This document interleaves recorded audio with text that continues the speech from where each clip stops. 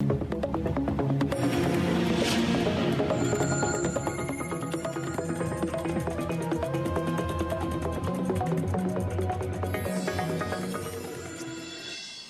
Messieurs, bonsoir et toutes nos excuses pour ce léger retard. À Tessalit, au Mali, le ratissage continue et le moral de nos forces, déjà au zénith, est encore galvanisé par une visite du chef d'état-major général des armées. Un moral qui a permis à nos vaillantes forces de récupérer du matériel et de déloger de leur cachette.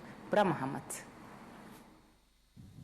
24 heures après les accrochages, le site encore fumant témoigne de l'intensité et de la violence des combats dans la vallée de Tigargar, au cœur du massif des Iforas, où se sont réfugiés les narcoterroristes, bien en place mais délogés en fin de compte par la force de frappe de l'armée tchadienne.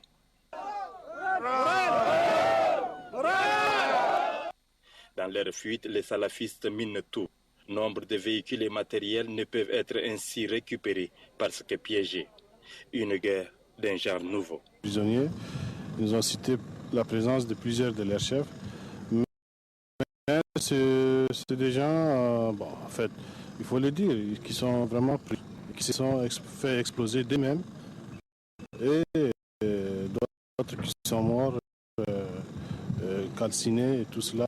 Sans compter la détermination et la stratégie militaire des soldats tchadiens qui ont pu récupérer une cinquantaine de Toyota, un orgue de Staline, un Caterpillar chargeur, plusieurs munitions et des pieds dentés nationaux. On veut, comme vous l'avez dit, d'organiser le moral de notre troupe. Et heureusement, on a trouvé le moral très haut, leur moral très haut.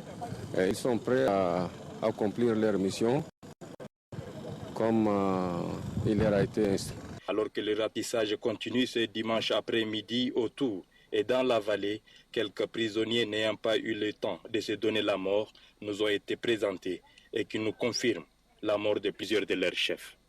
Les Fatim, plus que jamais déterminés à en découdre avec les narcotrafiquants dont le dernier bastion vient d'être détruit ce samedi même dans la vallée d'Amtetaï.